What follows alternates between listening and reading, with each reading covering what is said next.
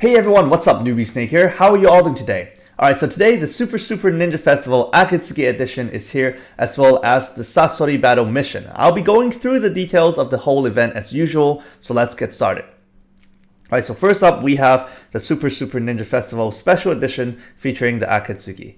And this time they're also bringing back the Ninja Festival tags. If you guys remember, during the iOS anniversary celebration event, we also had these tags, right? So depending on the number of tags we have, if we have 20 tags, we can trade for a gacha ticket. If we have 30 tags, we can trade for any ninjas of our choices, right? So this time they're having the exact same thing. But again, these tags are different from the tags that we've had during the iOS anniversary celebration, because those have been reset. I used to have 7, now I have 0, right? And so the game has warned us before, and I also made a few videos giving you guys some friendly reminders to use them. So if you guys haven't used them all, then it's been reset. Okay, so I hope you guys did, and you guys traded for either the gacha ticket or the units of your choice. Okay, so this time they function the exact same way. If you do a multi-summon, you get 1 tag. All right, once you have 20 tags, you can trade for a gacha ticket. This is the special edition featuring the Akatsuki, meaning you can only get 1 out of these 4 units. All right, either the Sasori, Itachi, Pain, or Orochimaru. And if you have 30 tags, you can trade for any one of your choice. So if you want Pain, then you can just trade for Pain. If you want Itachi, you can trade for Itachi. If you want Sasori, you can trade for Sasori. All right, and so yeah, that's how it functions. But I don't know how many gems you guys still have. I know some of you still have like many gems left after the iOS celebration series. I mean events, but for me and for a lot of other players, we have spent all our gems, right? So it's pretty impossible for us to get 20 or 30 tags for this Ninja Festival.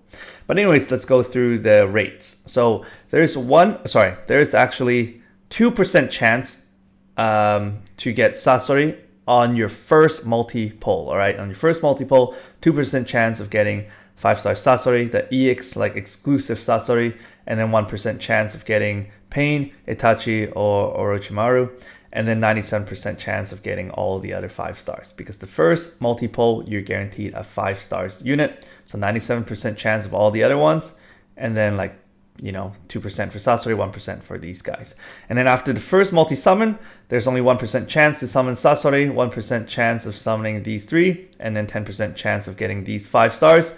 And then, 88% chance of getting other 4 stars. No 3 stars in this one because this is a Super Ninja Festival. So let's talk about the Sasori. So he is the only new character featured in this current banner, like this current summon right now. All the other 3 are old units, which I've covered already. All right, so I'm just gonna go through this one. So over here, these are his stats. This is the team cost, 30, and then this is his artwork. Looks pretty nice. And the first skill is a magnetic type. Trigger speed is normal. Chakra cost is 85. What it does is it deals 5% plus 2,200 damage to the enemy's whole team. And there's also a chance to put them under the extreme poison or toxic status. Okay, so the lesser number of the enemies there are, the higher damage you will deal. So if the enemy team has 5 person on their team, you will deal 2.5 times bonus damage on top of 5% plus 2,200 damage. And then if the enemy team only has 1 person left, the max damage you can deal is 3.5 times. All right, on the 5% plus 2,200 damage. All right, second skill is a no type skill. Trigger speed is fast. Chakra cost is 50. What it does is it boosts your whole team's agility, defense, and attack by 50%. All right, so he is a pretty good team support as well. So he buffs your whole team's attack, defense, agility by 50%. And also, if just so happen your unit is Akatsuki member, then their skill damage will be increased by 30%. So if let's say I'm having Sasori and Pain, and then I have Naruto and Sakura, right? Only Pain will benefit from the skill damage increased by 30%, and probably himself, right? Because they're both Akatsuki member. Okay, so leader skill. It buffs all Akatsuki team members' units. buffs their max HP, defense, and all skill damage increased by 30%. Ability number 1, for the first 8 turns, skill damage will be increased by 70%, and also you're immune to debuffs. But you're still prone to negative status effects, okay? So ability number 2, attack and max HP is increased by 50%, and after every action, HP is recovered by 10%, and he belongs to the Akatsuki. Alright, so that's it for this one. Let's talk about the battle mission. Alright, the Sasori battle mission. So this battle mission is actually quite hard, alright, for the very hardest one. But before going into that, let's talk about the details of it. Alright, so during this event or this mission, you can grind for battle points. Alright, just as I mentioned in my previous video, you can grind for battle points where you can trade for the materials to craft for the ninja gear. All right, so this is what I didn't know before. So I thought you can just trade for, you know, the item, much like these iOS anniversary celebration items. We can just trade for them. But no, you have to actually, you know, get the materials and then craft them. So you actually have to grind for an even longer time. And I was pretty surprised they ended up keeping these items over here, because remember we had this time stamp on the top left hand corner showing how long until they will be gone, right? But then apparently they're still here. I don't know if it's still tradable because I traded all of them, but for those of you who still haven't, you know, got a chance to trade them, maybe you can still trade them. So that's pretty cool. But anyway, so these are the materials you can trade for. And then over here, I'm going to talk about the ninja gear. I guess I'll go through them again. I've went through the last two before, but that was a very long time ago. So I'll just go through them again for you guys. So this is the Sasori's ring from the Akatsuki, right? So if you equip this to anyone, like if anyone else other than the following Sasoris, after every action, chakra will be recovered by 10%, and also weapon type skill damage will be increased by 10%. But if you equip this to the following Sasoris, after every action, chakra is recovered by 20%, and all skill damage will be increased by 50%. And then over here, this is the third Kazekage's puppet, I believe. But I totally forgot about the storyline. Like, what does he got to do with the third Kazekage? I totally forgot. Was that his dad? No, right? Kazekage was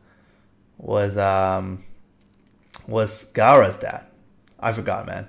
Anyway, so if you equip this to anyone else other than the following Sasoris, weapon type and magnetic type skill damage is increased by 40%, and after every action, there is a chance that you will decrease your HP by 10% after every action, okay? There's a chance to lower your HP by 10%. But if you equip this to the following Sasoris, all skill damage will be increased by 70%, and also your skill trigger speed will be increased by one stage. And then over here, we have Hiruko. That's his fake hearts, I believe. Or no, that's probably his puppet with the tails. I'm so like lost. Sorry guys. I mean, regarding the storyline. But anyway, so I always thought that was his heart, but whatever. So this does max HP increase by 4,000, defense increase by 5,000, but your agility will be decreased by 30%. So there's no unique effects whatsoever. So this will be the case for every single unit that you equip this to. So their max HP will be increased by 4,000, defense will be increased by 5,000, but agility will be lowered by 30%. And then over here, there's this antidote to cure you from poison. Well, that's what antidote does, but actually this is not the case. So what this does is it will lower your attack by 10%, and also after for the first 5 turns, you will be immune to poison. I'm not too sure if this will also help you be immune to the extreme poison status. Maybe it does, maybe it doesn't, I don't know. But anyway, so this is the antidote that you can get. again, attack decreases by 10%, and also for the first 5 turns, you are immune to poison. So these are the things you can trade for, right? Well, trade the materials for and then craft. So over here, there are a total of 5 missions. We have A rank, S rank, super S rank, or the real S rank, and then the real S rank, and the super ultimate rank. All right. Again, always with the super ultimate, ultra extreme stuff. So super extreme, ultra blah blah blah rank right here. 50 stamina mission. I guess that's easier to refer to. Anyway, so for the top 2 rankings, you'll be able to get like 1 crafting material. I believe this was, well, just one of those. I can't really see anymore because they're stamped. But I'll go through the details for this one, the highest ranking one, right? All right, this one is actually very tough. All right, this 50 stamina mission one is just really tough. I just gotta tell you guys that right away. So this one, if you clear it for the first time, you get 800 points. And then over here, the special requirements, you will need to complete the whole battle within 90 turns. And then you need to kill off Sasori with a skill attack. And then lastly, you need to achieve S rank rating at the end of this mission. And if you get S rank, you get 200 points. And then the available drops are battle points, right? Nothing else. So here is the strategy button or strategy guide that they have provided us. You'll be fighting Sasori, all right? He is weak against Taijutsu. He's weak against Taijutsu. He's strong against Earth type, Wind type, Electric type, Wood type, Summoning type, Genjutsu, Binding type, Secret type, Sharingan type, Rinnegan type, Blaze or Flame type, Lava type, Boiling type. And he's totally immune to Fire, Weapon, No type, and Magnetic type. So basically himself. He'll mainly be using Magnetic type, No type, and Weapon type. All right. So over here, they have shown you the 2 different ranks. Okay, so let's talk about the 30 stamina mission rank. So 30 stamina mission rank, you just need to defeat him 3 times. All right, so if you kill his first form, then he will have full HP again. All right, then kill him again, then he will be in his final form, like the shirtless form, and then kill that again, you're done. But what's real hard is actually this 50 stamina mission. You have to kill him a total of 4 times. Well, not really kill him, because if you damage his final form up till 50% or lower, he will recover HP already. So 3.5 to 4 times, all right, to be more accurate.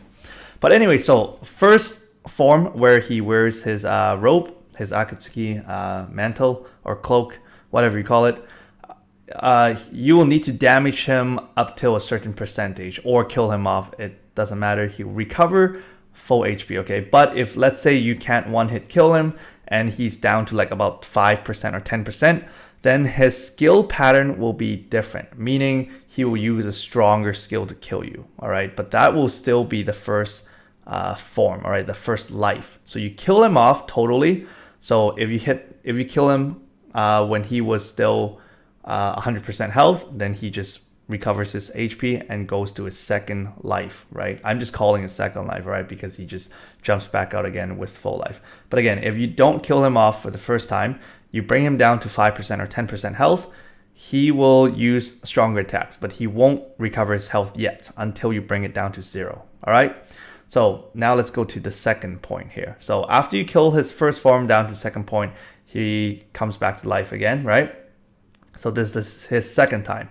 After you kill his second time, all right, totally, and then he will come out as a third form, all right, which is the shirtless form. Okay, so the first time, let's go back to point 1.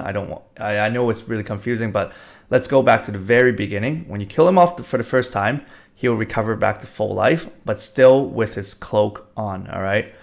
And then after you kill that a second time, then he will become the shirtless form, all right? So that's his third life that you have to kill. Once you bring down his third life again, then he will recover his full health in his shirtless form. Okay, so a total, you have to kill him 4 times. When you see his shirtless form and you happen to damage him about like 50% or so, he will then recover his HP. All right, and then also during his shirtless form and the final form, like the 4th time you have to kill him, when he recovered his full HP during his shirtless form, he is going to use like really strong attack. All right, he's gonna use that 1000 puppet attack and then just hit random targets, right? But if you only have one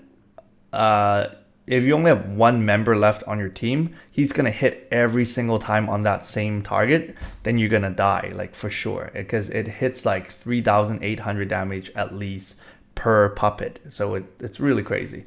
But anyway, so I know that sounds really confusing, but just to summarize it again, you're gonna have to kill him 3.5 to 4 times. So the first time you kill him, he's gonna recover his HP back to full, still has his clothing on.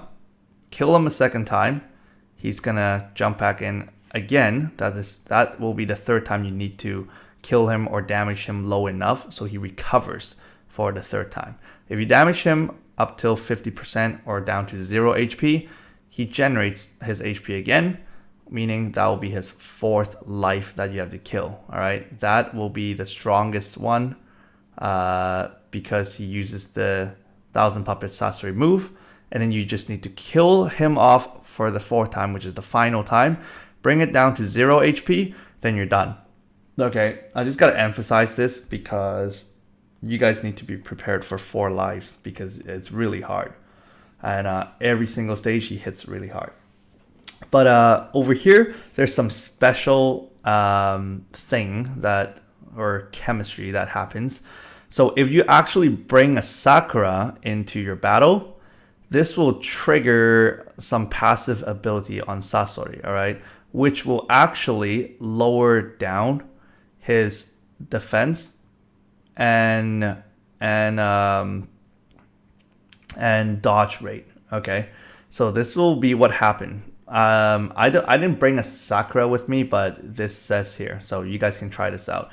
Because what happened is he has a pretty high dodge rate, the Sasori, and a pretty high defense. And if you're using auto attack and stuff, sometimes or a lot of times it doesn't work until maybe after his 2nd or 3rd form, that will be off and then you can start hitting him more. But skill attacks so far, I haven't missed. I always land my skill attacks, okay? But anyway, so apparently if you bring a Sakura, this will, it will bring down his dodge rate and defense. I think this will be what happens. So you guys can try that. But it's telling you in this message over here, there are 5 Sakuras that will not trigger this effect, okay? These I've checked mostly are the 4 stars Sakura. Most of the 5 star Sakura will trigger this effect. So you guys can try this out if you guys want to. But I don't know if you guys really want to try it out on a 50 stamina mission because he really hits really hard. So probably that Sakura won't be really useful, except probably for the event Sakura. All right, that increases your whole team's dodge rate by 80%. So that might be useful and you guys might be able to try that out. Okay, so over here, it is just telling you this boss is pretty much immune to all negative status effects, except for a chance to bind him. So chance to bind him will still happen, but everything else, it doesn't really, he's probably immune to it. So yeah, you guys can try that out. And that's it. Let's see over here. Yep, that's it. I've covered all of them. So good luck to those of you who will be trying the 30 or the 50 stamina mission for the battle mission. If you guys have like a really easy way to beat him, let us know down below in the comments so everyone can benefit from it. But again, I don't have like high level Sakura or whatever. So what I did was I took Rock Lee friend with me. So that's why you don't really see it anymore because I took them out already. But I was referring to the Rock Lee that has a really high damage like the 8 Gates guy, right? So which is the newest Rock Lee that we got during the iOS celebration. During the Night Guy Rock events, right? So that Rock Lee is really good in this event. If you guys have it, or if your friend has it, then bring them in. Yeah, you just really try to use Rock Lee. I had a Guy with me, but that was a really risky move I did. So basically I have Guy. I hold him out until the 4th life of Sasori, and then I tried one hit killing him. But even dealing 1 million damage, he doesn't die. Then you have to just finish him off with Rock Lee and stuff. And then I brought a healer so that I can heal my whole team and stuff. So yeah, just try out different strategies. If you guys have anything to share, feel free to comment down below so everyone benefits from it, all right? So I think I'll pass on the gacha this time, even though I actually would love to have him or Pain. But, you know, looking back at how Six Paths Madara comparing to Pain, Six Paths Madara just destroys Pain, like comparing to this Pain, right? And then so, yeah, so like right now I'm not really finding this attractive at all, so I'll probably save up my gems. But for those of you who want Sasori or Pain or the other 2 units, feel free to do your polls. Good luck, all right? So I hope you guys find this helpful, and if you guys enjoyed this video, please hit that like button, and if you guys haven't subscribed yet, please subscribe for more quality contents. And as always, I'll see you all at my next video. Take care and bye now.